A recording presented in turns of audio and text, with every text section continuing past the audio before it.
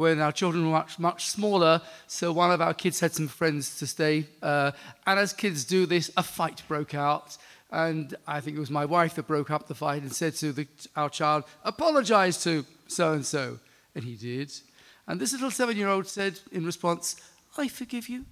And we learned that lesson. He was a well-brought-up child who'd been taught that not only is it right to forgive, but not only is it right to apologize, but if someone does apologize to you, to be able to forgive them. Thank you. Anyway, I'd now like to broaden our discussions by inviting a GP with a lot of experience in the wider community, Dr. Jackie Marshall. She's been a GP of many years' experience, worked in the surgery in Oxygate Gardens in Cricklewood for a number of years, has now moved to Queen's Park, where she has a more specialist role. I'd like her to invite and share her background with us. Thank you very much.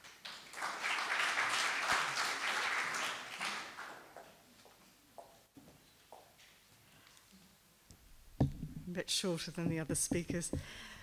When Ros asked me to come and speak, I said, what did she want me to speak about? And she said, well, try and make it useful. So I hope I'll make it useful. I was very touched by something you said about forgiving and the fact that we all keep broigesses that we shouldn't keep broigesses about. Rabbi Guttentag, our junior rabbi at Hampstead Garden Suburb, gave a drosha on Shabbat Shuvah, and he quoted Gemara, and he said that the children should learn from the parents, and the parents should learn from the children. And he said, we know what we learn from our parents, but what can we learn from children? And he said, when they're in the playground and they're fighting and they say, "I hate you, never going to see you again, never going to play with you again," and 5 minutes later, they're happy and they're playing. He said, what do we learn? We learn that actually being happier is more important than being right. So choose happiness over being right. And as he said, phone that relative that you haven't spoken to. I thought that was a lovely message to give on Shabbat Shuvah. And it's certainly something that I've been using in Queen's Park with young people who have anger management problems. And I actually had a 15-year-old come and say to me, rather than getting in trouble with the police, which he was always doing, he said, "You know what, I didn't hit him. I thought, you know what, I'll do what Dr. Marshall said. I'll be happy. I won't be right." So maybe that's a bit of an extreme example, but it's something that we should all remember. I thought I'd speak about depression. To cover the whole of mental health is impossible. I was told I only had 10 minutes, so I'll try and keep it brief. But I thought I'd speak about depression and anxiety simply because 1 in 5 people actually seek medical help for depression or anxiety at some point during their life. So to make it practical, what can you, either as parents or as friends or indeed children, as our parents, fortunately my husband still has his parents, they're getting older, what sort of signs can we look out for that we can detect so that we can bring this to the attention of somebody who can be more expert and help us with this?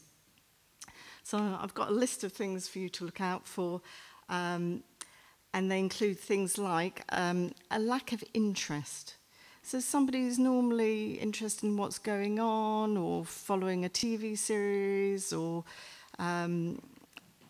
anything really, they're suddenly they can't be bothered. A lack of enjoyment, so maybe they're going through the motions, but you can see they're not actually enjoying what they're doing. Likewise, they're not deriving pleasure out of other people's pleasure. There can be more physical signs, so is someone taking less care in their presentation? Are they becoming unkempt? Is their personal hygiene not as good as it was? Are they withdrawing from social engagement? So normally somebody who would go out and socialise or be happy to have people at home and receive them, and suddenly they just don't want to get involved. They make excuses not to be there. If you're a teacher or if you're an employer, is there a decrease in the quality of their performance? Somebody who normally hits their targets and suddenly they're just a bit off. That can be a sign.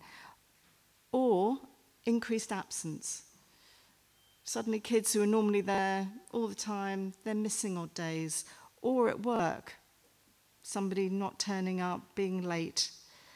If you're a parent or if you're looking after parents, is there an alteration in sleep pattern? Do you hear them up more at night? With anxiety, it can be a difficulty in getting to sleep. With depression, it's often you get to sleep, but you can't stay asleep. That's quite a sinister sign to pick up.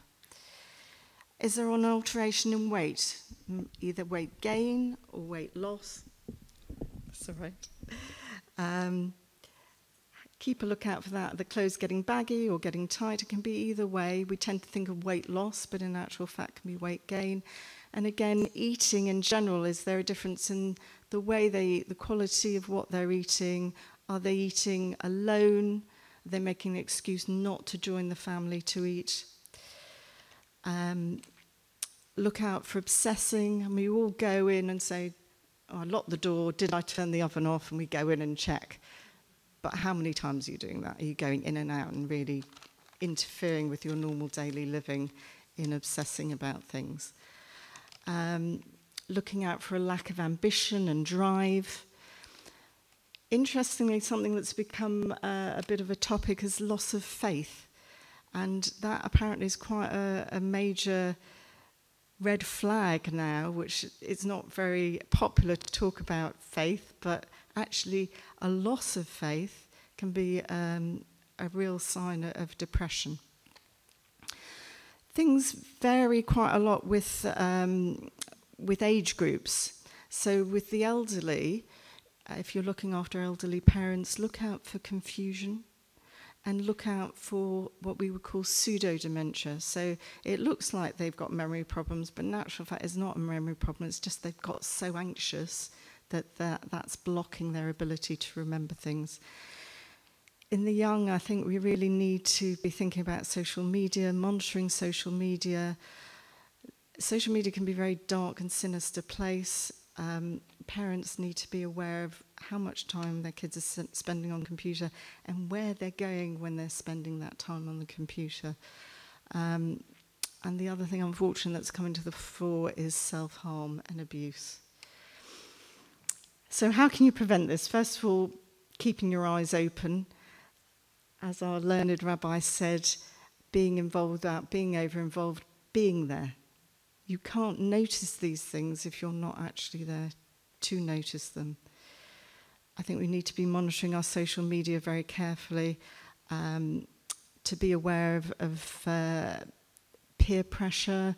Are your kids telling you they have to have the latest this, that, or the other? Are they being bullied? Encourage discussion, but in a very open-ended way. So don't say, oh, did that really upset you? Or did that make you angry? But how did that make you feel?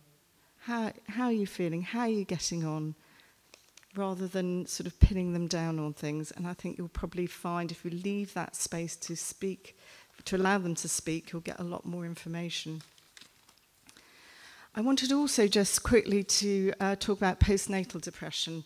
And I think this is something we talk about general mental health, but actually postnatal depression is something it's critical. And something that really saddens me is the incidence of violent death in women during pregnancy in that first year postnatally has not changed since records began in Victorian times. And I think that's something that we all need to sit up and pay attention to. If you think about who's being affected, we've got a woman in the prime of her life and we've got a baby. So they're two people that have the whole world ahead of them, and I think with actually very little effort we could be doing a lot more about postnatal depression. All women experience some degree of postnatal mood disorder because of the huge hormonal changes, and suddenly you're handed this lump that has no instructions with it and leaks at both ends. Most women who are really at risk of postnatal depression, if you're aware of a woman who has had depression in the past, and particularly women who've had bipolar depression, they are people who you need to be going into and keeping an eye on. As well as the symptoms we discussed already about depression, the other things to look out for are tearfulness, poor bonding, by which we mean look at how mother and baby are reacting. Most mothers will be holding their baby, looking at their baby, speaking to their baby. By 6 weeks maximum, a baby should be learning to smile. We learn our cues, our social cues, at such an early age. So if you've got a mother who's depressed, who's not interacting with a baby, that baby is not learning those social cues, and that has a lifelong effect and impact on that baby. So look out for that. And look out for signs in the baby. Is the baby thriving? Is the baby gaining weight? Is the baby being sociable?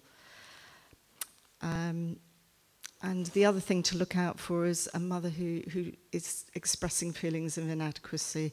Oh, I can't do that. Oh, I'm hopeless. Oh, nothing's working.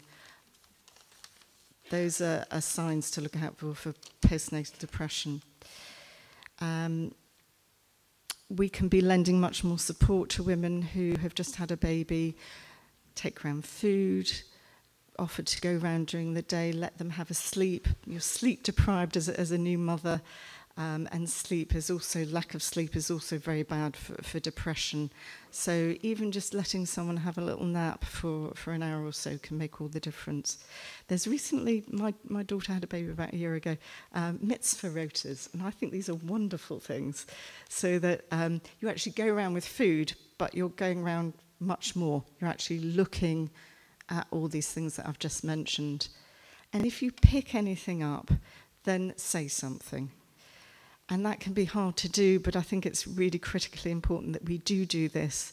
You can contact the GP, you can contact a health visitor, but whoever you're going to contact, maybe a family member, if you don't feel that you're the next in line as next of kin, do say something. And the earlier you get an intervention in, the better the prognosis.